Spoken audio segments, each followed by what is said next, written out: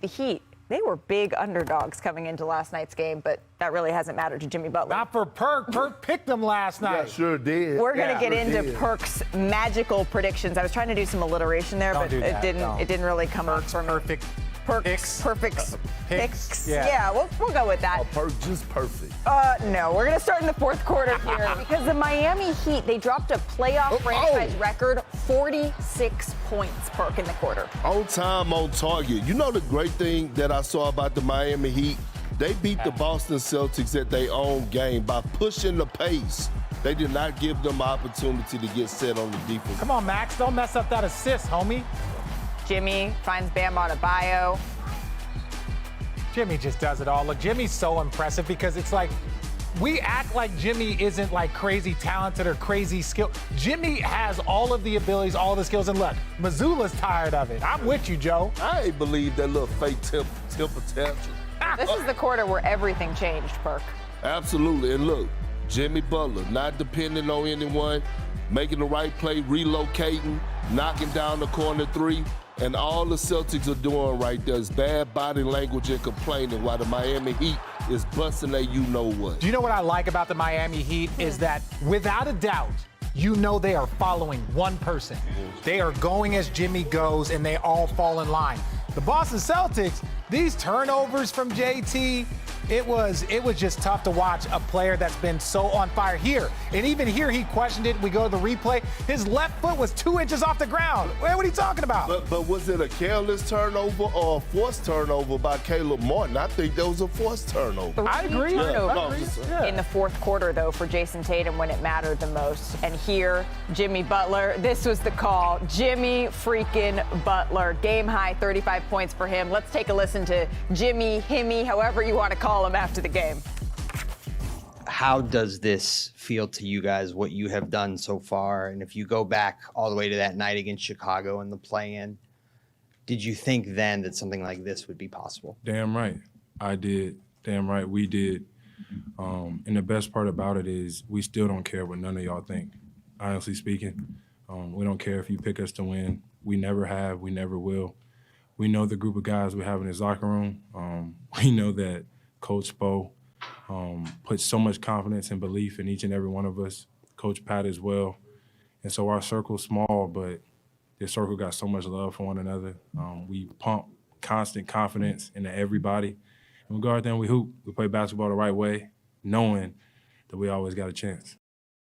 So Jimmy, he averaged just under 23 points per game during the regular season, but then he's taken his game to another level in the playoffs, putting up 31.5 points per game. That's similar to the Heat as a team. They were last in the NBA in scoring in the regular season, but look how much better they have been in the postseason. Your playoff perfect Perk picks continues. You picked the Miami Heat in game one. Is it time that everyone just needs to stop sleeping on them? Well, the last time I checked, it's 4 teams that are still playing right now, That's and correct. the Miami Heat is one of them. And they're up 1-0. They are a legit championship caliber team. When you look at how they play with agenda-free basketball. They're disciplined on the defensive side of things. So what makes up a championship team? Let's go down the checklist, okay? Let's go down the list. They have shooting. Max Strus, Duncan Robinson, Gabe Vincent could get hot. We saw Kyle Lowry, Kevin Love. Okay, when you talk about interior defense, Kevin Love taking charges, Bam Adebayo blocking shots, being able to defend out on the perimeter. When you talk about leadership, they have that. And Udonis Haslem, Kevin Love, and Kyle Lowry, both of those guys are champions. Jimmy Butler is leading on the floor. They have the best coach in basketball.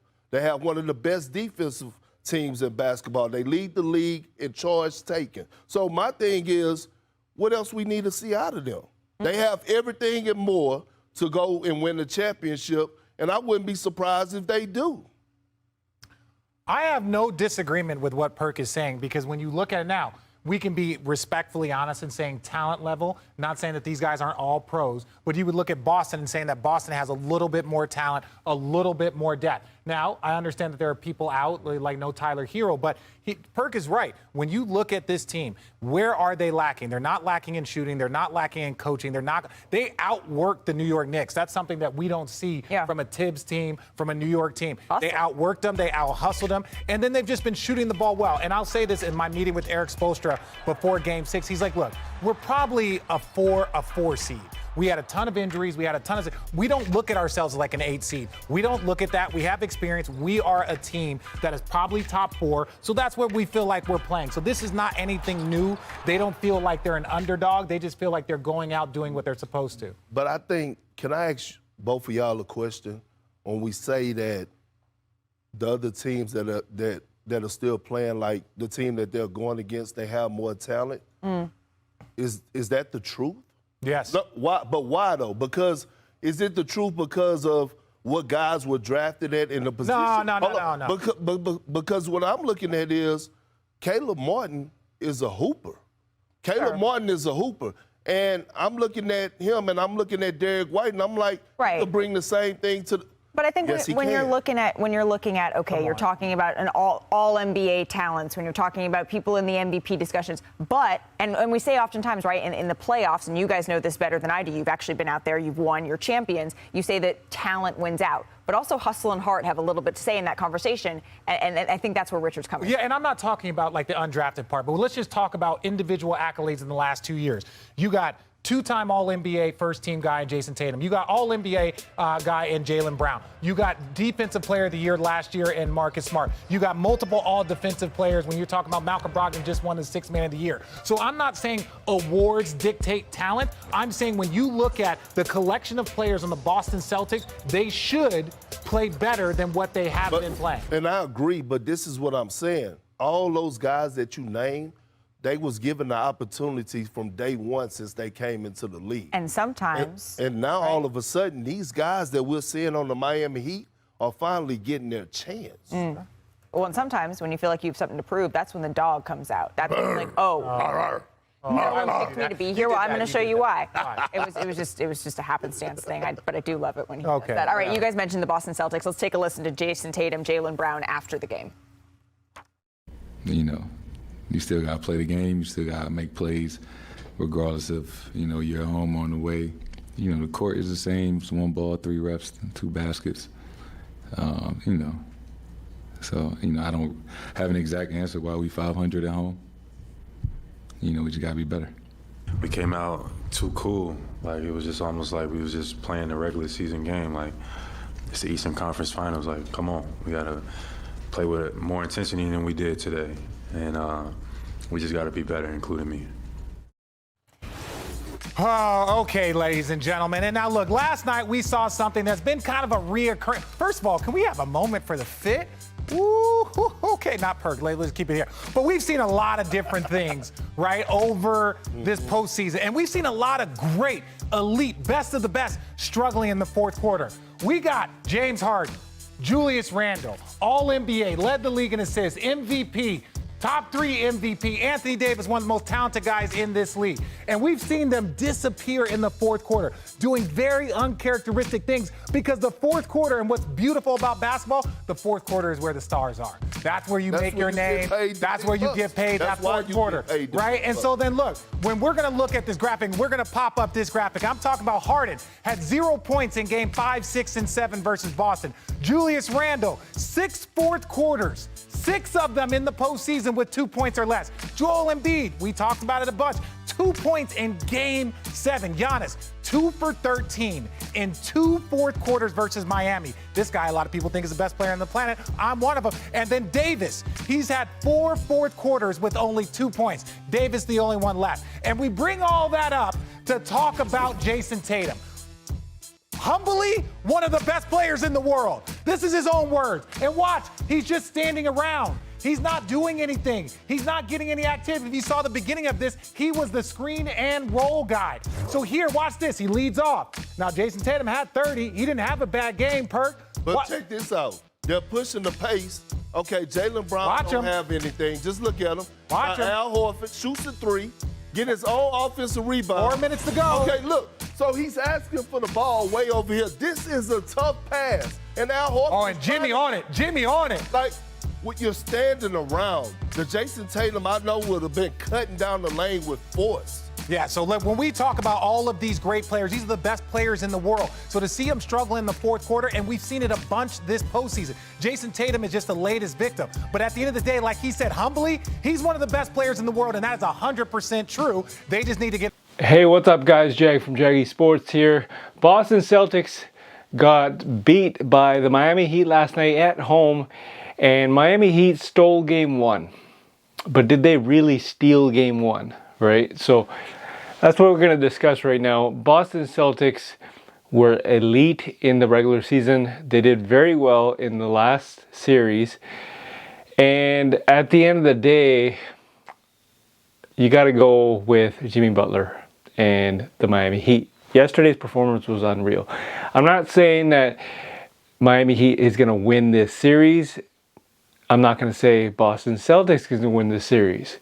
That's up to you guys. I want to hear from you guys who is going to win this series, because this by far beats the Lakers versus Denver series, because this one is more exciting because Jimmy Butler is just on a roll, right? Like, at the end of the day, this guy puts on a show like no tomorrow.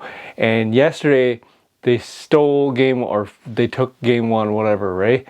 At the end of the day, you have to consider him as one of the elite players in the playoffs, if not the most elite player in the playoffs. Now, Boston Celtics, Jason Tatum, I believe he had 4 shots, is what they're saying, in the second half. I find that hard to believe. He had a lot more turnovers. They got to clean things up. I know that this is not it for Boston, because they have a very talented roster, and at the end of the day, you have to think that Boston is going to make the necessary adjustments for Game 2. Now, Jimmy Butler and the 7 undrafted players, Kyle Lowry, Kevin Love, Duncan Robinson, it goes on, right? So can they win Game 2 as well? We don't know. In Boston. Or can Boston even up the series in Game 2 in Boston? So kind of want to hear from you guys. Who do you feel is going to win Game 2 of this series? Because I don't know if anyone watched that series or that game last night, but it was unreal. It was like a nail biter. It was so close, and then all of a sudden, I know you guys saw that one 3-pointer that Jimmy Butler took. I'm pretty sure that sealed the deal, right? I think he had like 34 points last night, and it's just what he said in the post game, where he's like, I don't care if you guys root for us, I don't care if you guys don't root for us, we're just gonna play the way we play. Not in those words, obviously, but the way how Miami Heat and Jimmy Butler, and the best coach in the playoffs and in the entire NBA, as in Eric Spoelstra, have got it going on. Who's gonna win Game 2? Is it Joe Mazzulla and the Boston Celtics, or is it Eric Spoelstra and the Miami Heat? Can Jason Tatum put on a clinic like he did in Game 7 versus the Sixers, or can Jimmy Butler repeat Game 2 or Game 1 performance of this series? You know, at the end of the day, we have to wait and see, but I gotta hand it off to Jimmy Butler and the Miami Heat. They did one hell of a performance last night. So again, I'm gonna ask you guys a question: who is gonna win Game 2? Leave a comment in the comment section. As always, this is Jag from Jaggy Sports.